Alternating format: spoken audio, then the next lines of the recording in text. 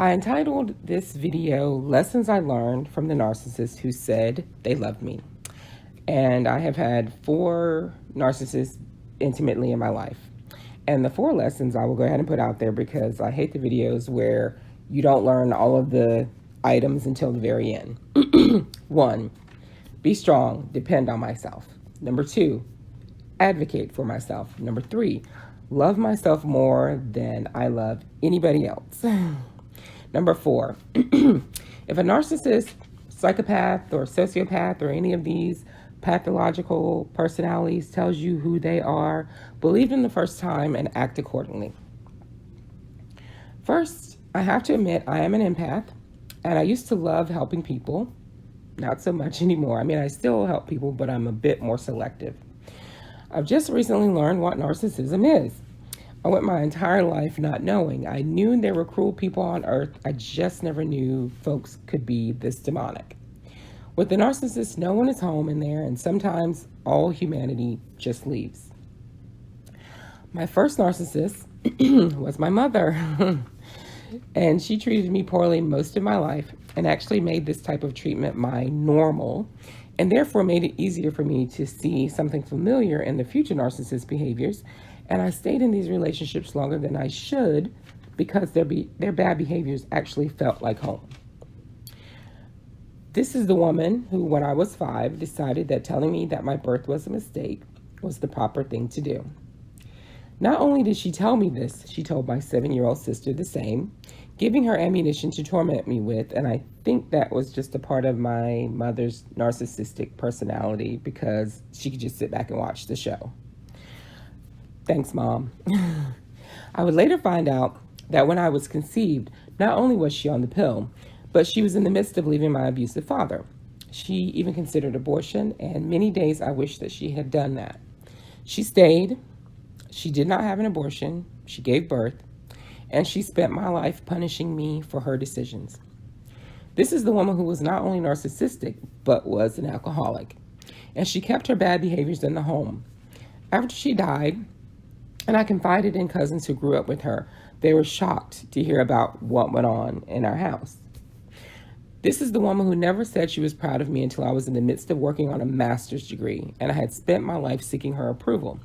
She did, however, tell others how proud she was of me because she got something from that. She had raised a high achiever. No, she actually raised a daughter who became a high achiever to gain her attention, which I never gained, or gained very little towards the end, and who, when I left home, I made a promise to myself to never ever live under the same roof as my mother or my sister again. The lesson my mother taught me was to be strong and depend on myself. She taught me that there was no safety net and that I would have to build my own. Let me say this, moving on to narcissists 2 through 4. This is interesting. I have lived in a few states. I met every narcissist I've ever known outside of my mother in Philadelphia. One was born there. The other 2 migrated there from other countries. My first Philly narcissist, my official second narc, I met through internet dating. I no longer do any form of internet dating. Matter of fact, I'm working on getting rid of my social media, my one social media account I have left. He was married and leaving his wife. All information he decided was not germane to our situation. He was not as damaging to me, I think, because when I met him, he was not at 100%. He was unemployed. Again, another item he kept from me. He was also a social worker, and as our time together was ending, he got a job, and his bad behavior ramped up.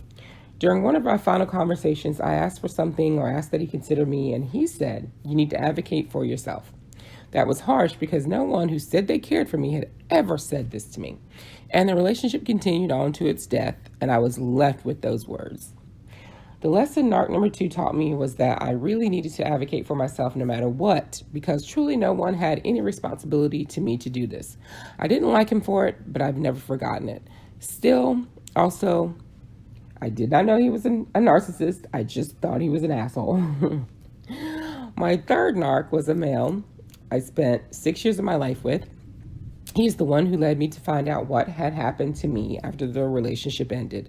I thought he was bipolar, which runs in his family, and interestingly enough, his mother made a joke about that the first Thanksgiving I spent with them, and I dismissed it because I thought, who would joke about having bipolar in their family? Pay attention to what people say to you. Anyway, I shared the fact that I thought he was bipolar with his sister, asking that she ask him to seek help because he was not listening to me, because at that point our relationship was pretty much over. I was living somewhere else. I don't believe she ever did. I do know she knows that something's wrong with him, but she loves him. I truly believe he's going to murder someone one day if he already hasn't, because I have my thoughts and doubts about that. And I believe his family will just sit there and watch. I now call him the monster with no soul. Every quality, every characteristic of a narcissist I experienced in this situationship. Love bombing, gaslighting, rewriting my life so much so that it became an argument. Once he even tried to rewrite a dream I had about him. The lies, the never-ending fuck-ups and emergencies, not being responsible for his actions or for helping support our life together. Cruelty, the arrogance, demanding, hypervigilance, raging, which was really fucking scary sometimes. Isolation, triangulation. He even cried in front of me once, and I just stared at him. And eventually, the devaluation and the discard, the harsh discard. As I reflected on our situationship, I had multiple examples of every one of these things. Even when I left the situationship, I was still confused and felt like my mind had turned against me. It was horrible. It was, some days I felt like I really wasn't in my body anymore. Like I was there kind of hovering around my body, but I really wasn't in there. And that's very scary. And I don't know what to call that. But thank goodness, leaving him, I guess I reintegrated myself. Really scary situation. One day when we were still together, I asked him if he loved me as much as he loved himself. He said, without missing a beat, I was always taught you're supposed to love yourself more. And that was the lesson. I could never get those words or his tone when he said it out of my mind. From the point that he said that until I left, those words just never left me. And that was one of the reasons I told him I was leaving. And I thanked him for the lesson. I'm sure he regrets telling me this. I'm sure he'll never answer that question again. And here's some honesty for you. I know that I did not completely love myself until I faced someone literally sucking the life force from me and attempting to take everything I had. I never loved myself completely because I did love myself, but I didn't completely love myself. And I never completely loved myself until I saw what true self-hate looked like.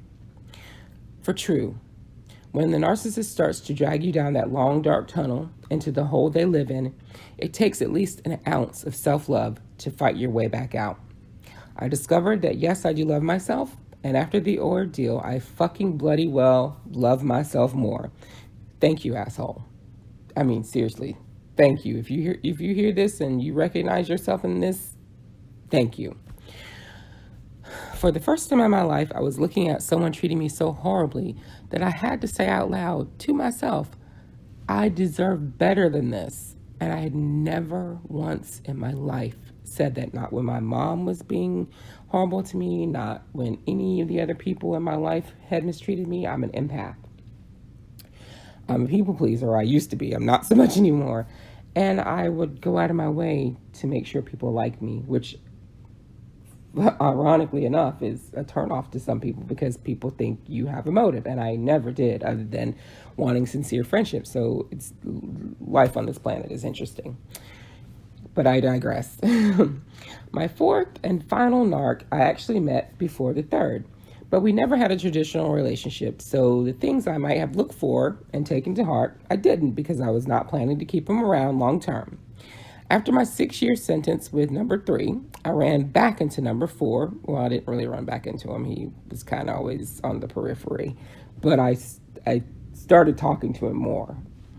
And he appeared at that point to be completely available. Still, I wasn't looking for anything long term, but it would be nice to just be around somebody who I knew. Anyway, during a conversation, as we were making plans to meet up, I told him mistakenly about my narc experience and what had happened. And I caution narc survivors at this point in this video, don't be so quick to tell the people that you meet in your life or who come into your life that you might want a romantic relationship with about your narc experience. Because if they are a narc, then they're really going to work to cover it up. But it can be off-putting, and I don't immediately tell them that. But anyway,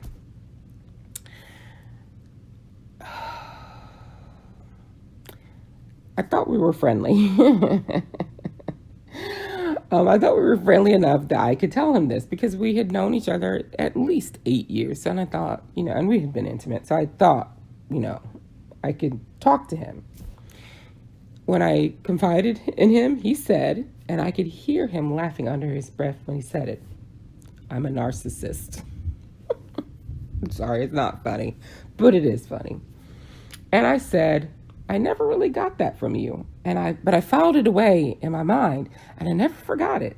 And I made a point to say to myself, pay attention to what he does and what he says and how he behaves and blah, blah, blah, blah, blah. I made a point to say that. Anyway, within 2 weeks, I was on the receiving end of a rage from this male because I would not put myself in harm's way for him. And this is someone who considers himself a man, but he's not. And I couldn't believe it. If I had taken his admission seriously, I would have ended all contact right after his admission. But we had a history, which I reflect on now, and I see a narcissist. And what's interesting is that after I confided in number 4 about number 3 and the trauma I survived, he decided then, and only then, to drag his monster out of the sunken place and share him with me. The lesson my last and hopefully final narcissist taught me was that if someone tells you something so horrible about them, believe them the first time and act accordingly. Don't take it as a joke, just like I took that bipolar joke, quote unquote joke, as a joke. No, when people make these admissions, even if they laugh as they say them, because some people are just cruel like that and demonic, take them seriously, because I didn't. And thank goodness I was able to walk away from that situation. I was a victim. It is what it was. But now I'm a survivor. Life sends you lessons over and over until you get it. You will get that same lesson over and over. And I got it 4 times. And trust me, I got it. I realize now this was supposed to happen because after attracting this horrible demonic force into my life over and over again, I had to finally look at myself. There was something about me and my energy that was leaving me open for this type of abusive energy. And it could have just been incubated with me growing up with my mother and her behaviors. I don't know. But I had to take a long, hard look at myself and make some changes. I'm still making changes. I had to learn about this personality disorder and others so I would know what to look for. I learned a lot about narcissistic personality disorder, or NPD, but I've learned more about me. And I can sit here and I can blame the narcissist. And yes, they have a huge amount of fault here. But a lot of the responsibility lies on me because I let them in. I opened the door and let them in. I listened to somebody's video. I don't remember who it was, but they said narcissists are just like vampires. They have to be invited in. And I invited, except for my mother. Depending on how you believe, if we choose our parents or not. I invited 3 horrible people into my life. But I've learned more about myself, and interestingly enough, I've internalized these lessons. I'm still learning. I'm still studying. I joked to my cousin the other day and said I have a PhD in narcissism. But I get it now. So my message to narc survivors is get help, I am. Um, I want to say don't be so devastated and don't be so hard on yourself. But it's hard to give that advice because everybody's different. Some people take things more to heart, and it's difficult to brush past it, to move past it. Just know that this was something that probably was supposed to happen. You're now educating yourself on what this entity is, and hopefully in the future you will be able to sidestep these things, because I can tell you for true, the third narc, the one I spent 6 years with, I saw something demonic in that man, which is what really made me leave. I knew he hated me, and I even told him, I said, you really hate me. Like, and he just stared at me like there was no response, there was no witty comeback, there was nothing he could say like, oh, I don't hate you. No, he couldn't deny that he actually did hate me. So you attracted this energy into your life for a reason. Don't let the outcome be total devastation. Learn from it. So heal yourself, learn from the experience, so you recognize broken people, and you never have to deal with this type of demonic entity again. Love and light. There are many doctors, psychologists, and survivors on YouTube who can provide you with a wonderful start on your road to healing. That's where I got my education on narcissism. I want to name all the people I listen to, but I will forget somebody without a doubt. So I will endeavor to make a list and put it at the end of this video if anybody is interested in paying attention to these wonderful speakers, these wonderful people with all of this knowledge. It's a start. Take care of yourself.